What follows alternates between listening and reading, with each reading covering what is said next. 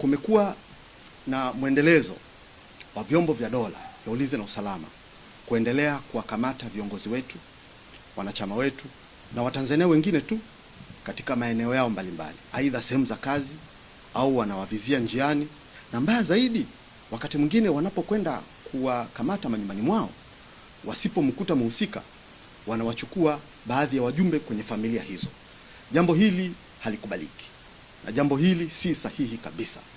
Kwa hivyo tunalitaka jeshi la polisi na vyombo vya ulinzi na usalama, tafadhali sana, kuacha mara moja matukio haya ya kukamata na kubambikiza kesi ambazo hazina kichwa wala miguu, kesi za uhaini na magaidi.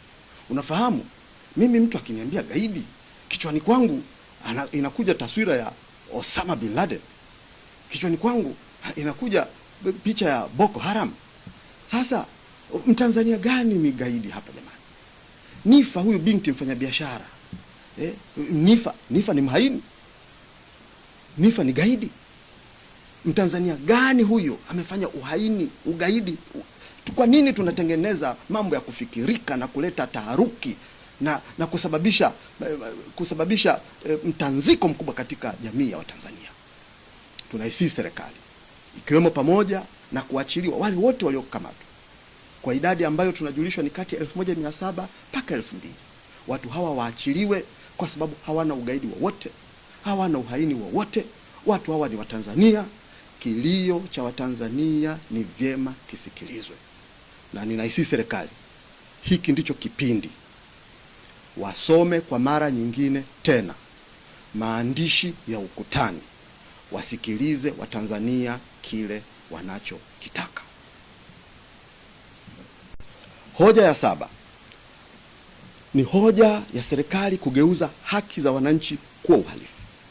Badala ya kujibu ukweli kuhusu hicho kinachozungumzwa na kupangwa tarehe 9 Disemba, ndugu Mwigulu alitoa kauli ambazo zinawafanya raia wa kawaida waonekane maadui wa taifa. Serikali inatumia propaganda badala ya utawala wa sheria. Raia wanaandamana kwa sababu hawajasikilizwa, not because of foreign influence. Sio kwa sababu ya kuna ushawishi wa nje, ni kwa sababu hawajasikilizwa, na ndicho ambacho nimekizungumza hapo mwanzoni.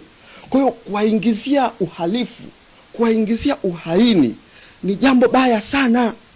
Mnawatengenezea mazingira mabaya sana, na haya ndio maneno aliyasema mzee Nelson Mandela kwenye kitabu chake. Alizungumza kwa Kiingereza akasema hivi: when a man is denied the right to live the life he believes in, he has no choice but to become an outlaw. Akimaanisha kwamba wakati mtu anaponyimwa haki ya kuishi maisha sahihi mazuri anayoyaamini, hana chaguo lingine lakini isipokuwa kuwa mkosaji wa sheria, kwa maana kwenda kinyume na hicho mnachomfanyia kisicho haki, atakwenda nacho kinyume. Sasa kwa Tanzania kinachotengenezwa si wahuni, bali ni kizazi cha watu wanaotaka haki na uwazi. Tunapitia kipindi ambacho watu hawana furaha tena, na ni kweli watu hawana furaha tena.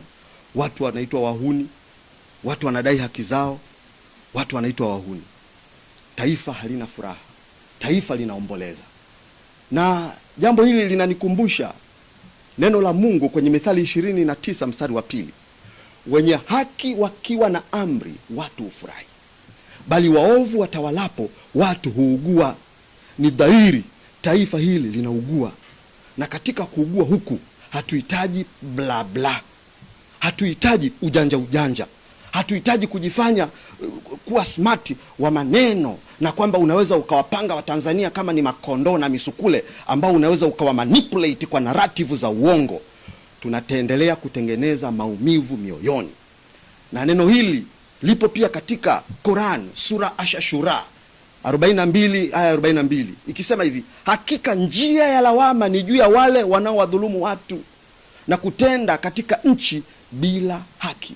Mungu hapendi dhuluma.